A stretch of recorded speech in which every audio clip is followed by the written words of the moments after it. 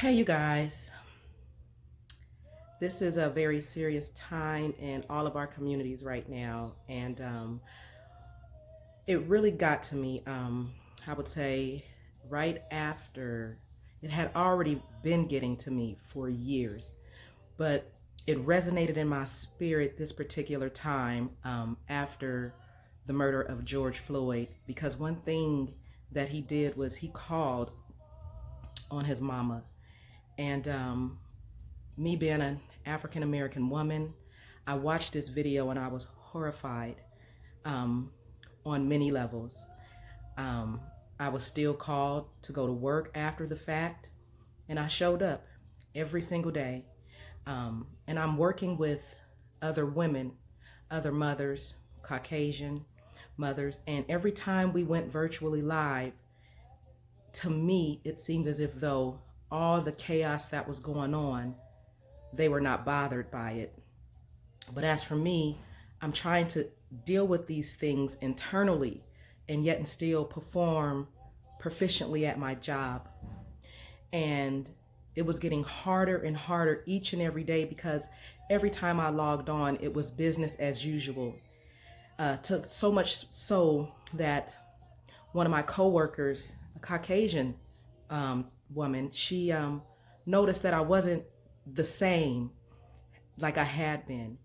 And she just asked me one day, can we talk?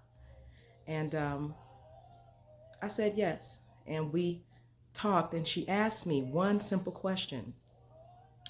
She asked me what was wrong and was I okay? And at that point, I broke down in tears because I was explaining to her, or trying to explain to her, how much I have to communicate with my son every single day to get himself home and get himself safe. So as we sat there, two adult women, emotional and crying, it was a sigh of relief to me because she actually took the time to come see about me and how I was doing and what was going on with me. And what hit home for me is that she didn't judge, she just listened. And that's what he called on his mama was birthed out of. My name is Nadia Keys, and I'm a mom. I am a mama. And so when he called on his mama, it resonated in my spirit. So my coworker and I decided to let's have this conversation with Caucasian moms, Asian moms, Latina moms, and African American moms. Let's talk about this. Let's talk about how we raise our children in this world. What are the things that you do specific to help get your children through? What are some of your ideas? And I'm not leaving fathers out either because they are very important. Because to me, what it seems as if though is that George was a mama's boy. And that call out for his mama hit home for a lot of people. So I am inviting parents, period, mothers, fathers, all genders, races, whatever your ethnic background, to let's have this conversation.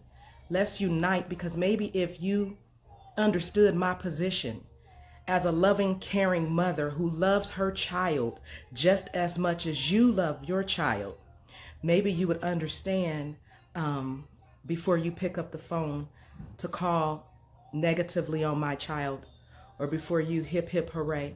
So I am actually giving the fathers their day. I'm not stepping on Father's Day, but I'm welcoming fathers as well. If you're a mama's boy, a father that, you know, all of us, we love our children. Please send me a 1 minute clip at nhunterkeys@gmail.com and tell me your story. Let's talk. Let's come together and see what we can do.